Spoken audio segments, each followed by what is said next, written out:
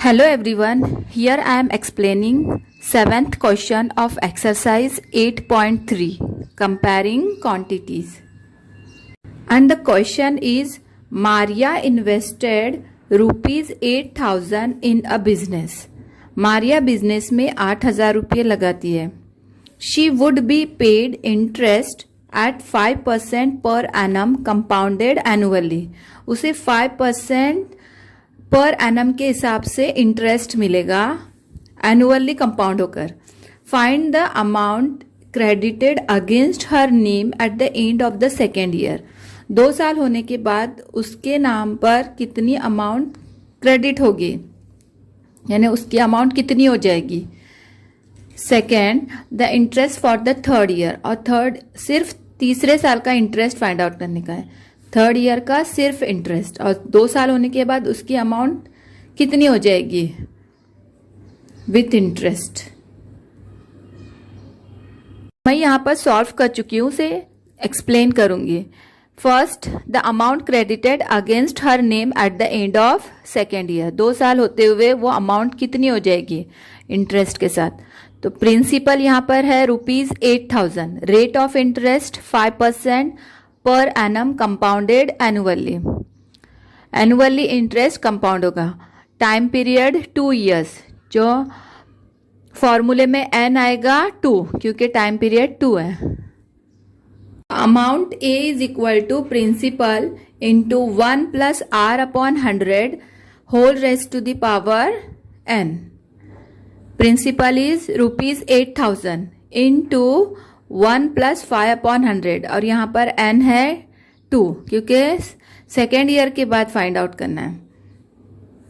तो ये हो जाएगा 100 into 1 100 plus 5 105 upon 100 raised to the power 2. यहाँ पर हो जाएगा rupees 8,000 into 105 upon 100 into 105 upon 100. 5 इनमें कॉमन फैक्टर है तो 5 से डिवाइड करेंगे. 5 2 10, 5 1 5, 5 2 10, 5 0 0. Same thing 21 upon 20. ये 0 कैंसिल हो जाएगा इसके साथ, ये 0 कैंसिल हो जाएगा इसके साथ.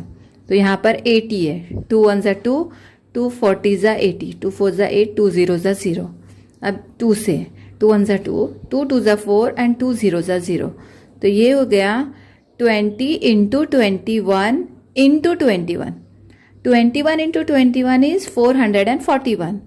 उसको 20 से मल्टीप्लाई करेंगे तो आंसर हो जाएगा 8,820. इतनी अमाउंट हो जाएगी 2 साल कंप्लीट होते होते. यानी प्रिंसिपल अमाउंट में इंटरेस्ट ऐड होगा 2 साल का एनुअली कंपाउंड होकर, तो ये अमाउंट हो जाएगी उसके नाम पर 8,820. 8,000 से अमाउंट हो गई 8,820. यानी कि 820 वो इंटरेस्ट है 2 साल का उस प्रिंसिपल के साथ. ये टोटल अमाउंट है at the end of second year.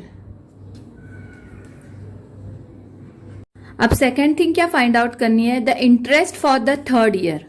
Third year का खाली इंटरेस्ट फाइंड आउट करना है.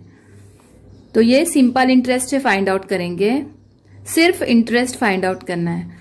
तो simple interest is equal to P into r into t upon 100. ये एक ही साल का फाइंड आउट करना है इंटरेस्ट, तो ये सिंपल इंटरेस्ट से फाइंड आउट करेंगे. प्रिंसिपल 2 साल के बाद 8,820 हो गया है. फर्स्ट स्टार्टिंग में प्रिंसिपल 8,000 था. 2 साल का जो इंटरेस्ट ऐड हुआ तो वो प्रिंसिपल 2 साल के बाद इतना हो गया. ये अमाउंट हो गई 8,820. अब नेक्स्ट थर्ड ईयर का इंटरेस्ट फाइंड आउट करना है, तो वो एक ही साल का है तो सिंपल इंटरेस्ट से फाइंड आउट कर रहे हैं. यहाँ पर रेट ऑफ इंटरेस्ट 5% है और टाइम पीरियड 1 अपॉन 100. 5 1 5. अब 8,820 को 5 से मल्टीप्लाई किए. 8,820 को 5 से मल्टीप्लाई किए तो आंसर है 44,100. तो यहाँ पर 100 से डिवाइड करना था. 100 से डिवाइड करने के बाद आंसर हो गया है ₹441. ये तीसरे साल का इंटरेस्ट है, सिर्फ इंटरेस्ट.